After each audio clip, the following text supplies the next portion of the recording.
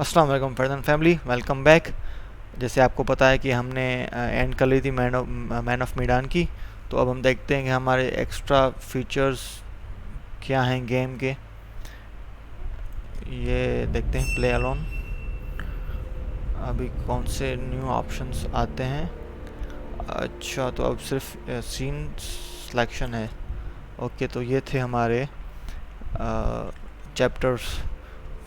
The first start करते हैं। Chinese market, China South Asia था। अच्छा, उसके बाद the Duke wreck, Duke of Milan, dive South Pacific wreck site, an uninvited guest Duke of Milan, ghost story Duke of Milan, intrusion Duke of Milan, storm Duke of Milan, abandoned ship, abandoned World War Two freighter, trapped officers mess and escape upper deck, cascades main deck, Danny lower deck workshop, finding friends Duke of Milan, ritual lower deck, pressure lower deck, plunged cargo hold 1, glamour girl officers quarters, revenge lower deck, open deck weather deck, distress signal weather deck। Okay, उसके बाद है depth lower deck, junior lower deck. हाँ, इसका नाम junior था, अब याद आ गया पढ़ के।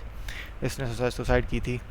Olson cargo hold 3, flooded the end. So ये थे हमारे चैप्टर्स।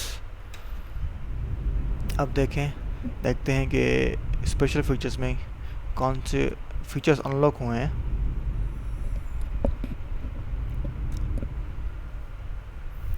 चल पे क्यूरेटर, दूसरी गेम भी खेलनी है। The history of anthological horror. Watch a short documentary on the history of anthological horror stories. So let's show us, curator. The horror anthology is much loved and has an established pedigree across all forms of entertainment.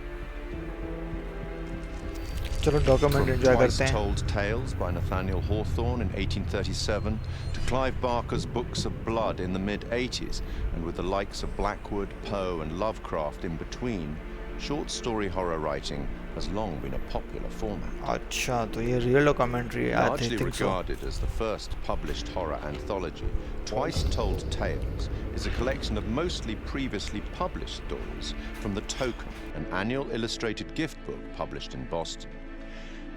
The author of Twice Told Tales, Nathaniel Hawthorne, was born on July the 4th, 1804, in Salem, Massachusetts. His great-great-grandfather was John Haythorne, a Puritan, and one of the judges who presided at the Salem witch trials of 1692. Wow. In 1842, Edgar Allan Poe reviewed Twice Told Tales for Graham's magazine, concluding that Hawthorne was a man of indisputable genius. By this time, Poe, also from the state of Massachusetts, had already written his own collection of short stories for publication. This collection, titled Tales of the Grotesque and Arabesque, was published in 2 volumes in 1839.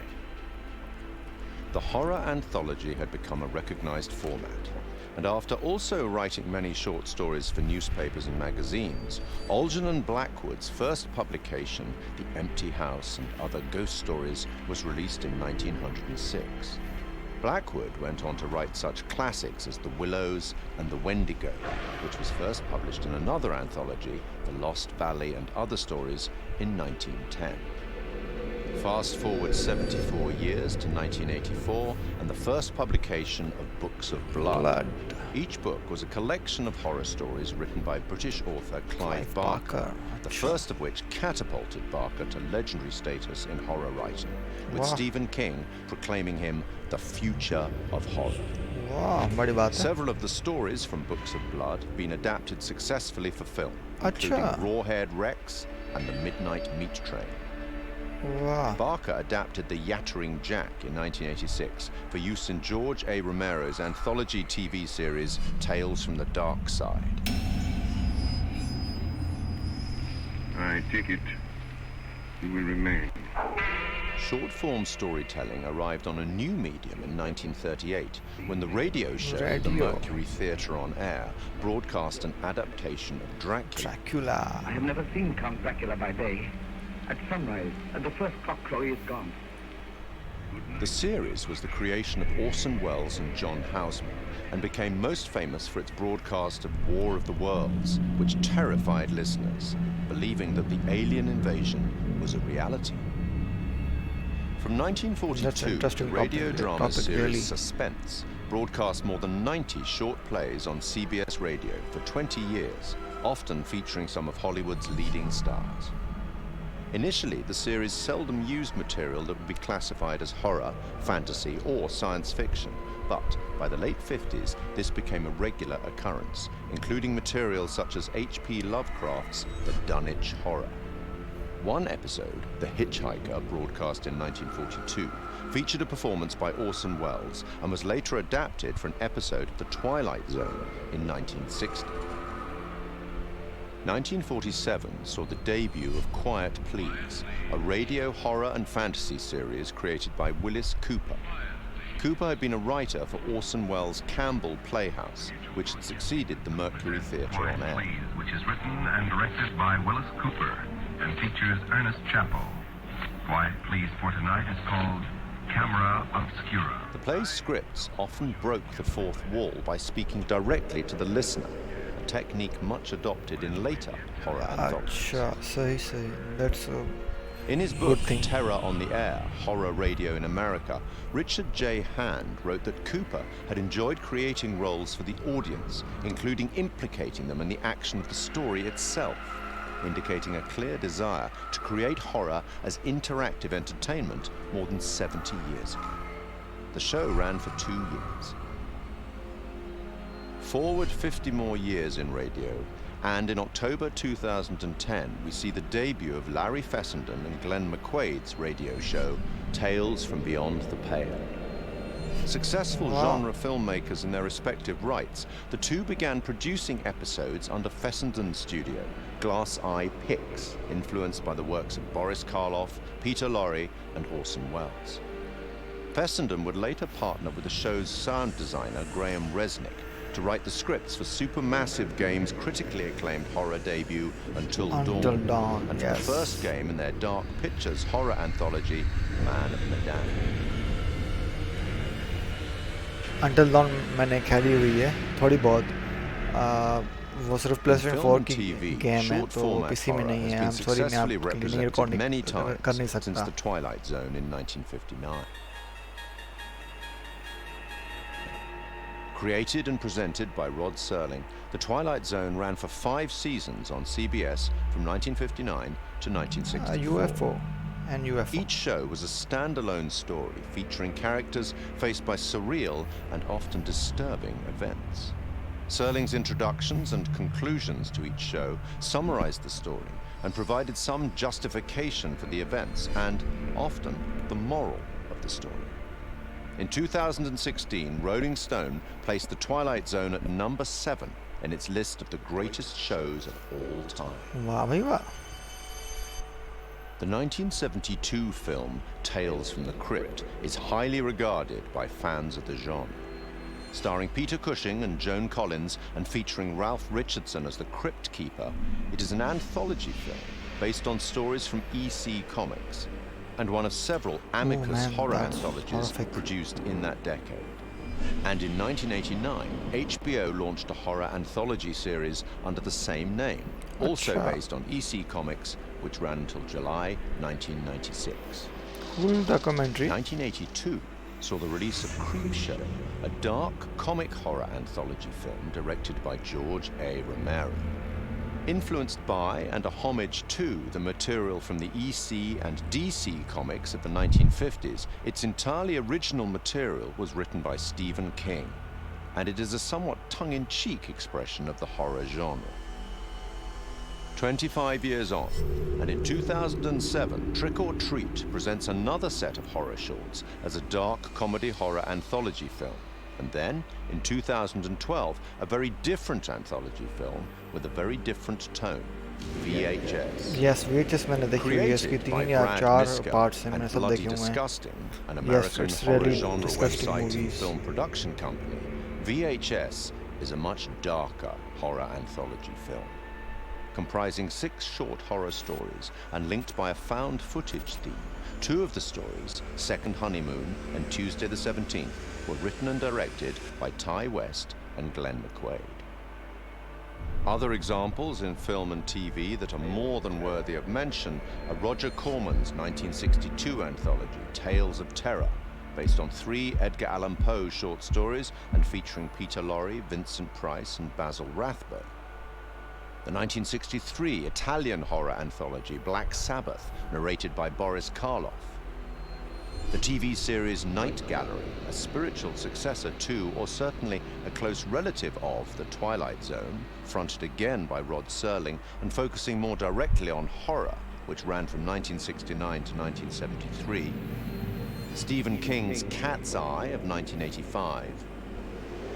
John Carpenter's 1993 film Body Bags, featuring the likes of Sam Raimi, Wes Craven, and Mark Hamill. And Southbound, a 2016 road trip horror anthology by a number of the collaborators on VHS. From written fiction through radio, cinema, and TV, and now video games, horror anthology is a format that both creators and horror fans enjoy. That's for sure. And it's a format that has existed for almost 200 years. That's a good Long time. may it continue.